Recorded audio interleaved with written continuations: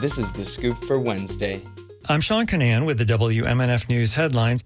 Progressive State Representative Angela Nixon defeated retired U.S. Army Colonel Alexander Vindman to secure the Democratic nomination for the U.S. Senate. At a Broward County watch party last night, Vindman asked supporters to stand behind Nixon when she takes on Republican incumbent Senator Ashley Moody. The future of the country and the state hang in the balance. We came up short. But we have Angie Nixon, and we congratulate her on her win and be able to take this battle forward to win in November. Polling leading up to the election largely showed Vindman as the frontrunner. Vindman was a key witness in President Trump's first impeachment trial. Rep. Nixon ran a strong campaign. She challenged the status quo. She put in the hard work. She loves the state as much as I do. He told supporters at the watch party he would return to private life and consider his next steps in public service. David Jolly handily won the Democratic nomination for the Florida's governor race. Jolly is a former Republican member of Congress who turned independent and last year became a Democrat.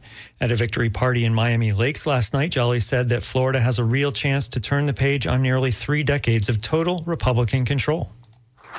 Folks, there is a new coalition emerging in American politics tonight, and it's starting right here in the state of Florida.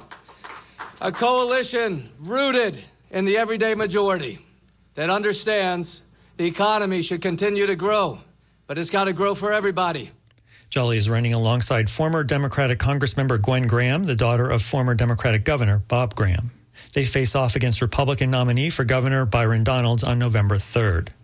Former Governor Charlie Crist won a large plurality of votes and will face incumbent St. Petersburg Mayor Ken Welch in November's runoff.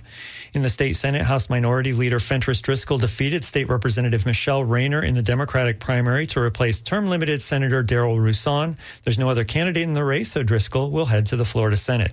Also in the Florida Senate, State Representative James Buchanan, a Sarasota Republican and the son of Congressmember Vern Buchanan, defeated Vic Rohe for the seat held by Senator Joe Gruters.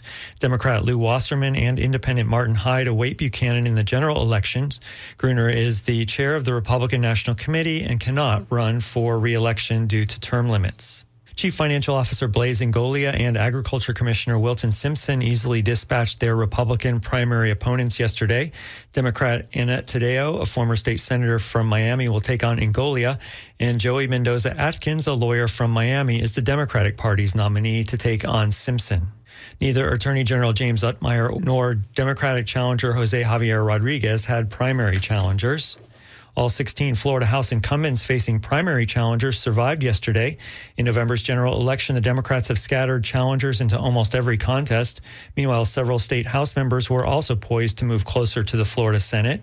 Democrat Gerald Baldy of Bradenton was elected to take on Senate President-designate Jim Boyd in the District 20 contest. And in the 18th seat in Pinellas County, Democrat Carla Kemp of St. Petersburg was selected to take on Indian Rocks Beach Republican Senator Nick DeCiegle. We'll bring you more about yesterday's primary elections on WMNF.org.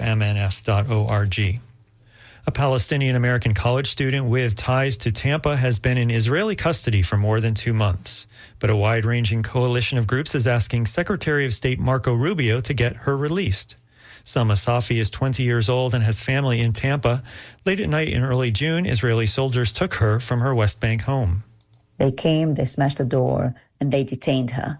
It's the same night that they detained also of 3 other girls, all of whom are university students at Birzeit University. That's Layla Farsak, the second cousin of Sama Safi. She lives in Massachusetts and hopes that a letter signed Monday by more than 100 civil rights groups, churches, and community groups will convince Secretary of State Rubio to intervene to get Israel to release Sama Safi. She suffers from what is called Mediterranean fever. It is a quite debilitating sickness that needs to be regularly monitored, and she needs to take her medication regularly. And she hasn't, of course, and that's very concerning because it can lead to brain damage. Farsak says her cousin is accused of participating in student groups at her university. The National Weather Service has issued a heat advisory. Until 7 this evening, expect heat index values of up to 112.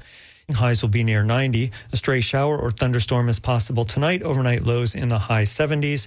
Scattered thunderstorms tomorrow. Highs in the high 80s. I'm Sean Canan with the WMNF News headlines. This is The Scoop, recorded at WMNF Tampa.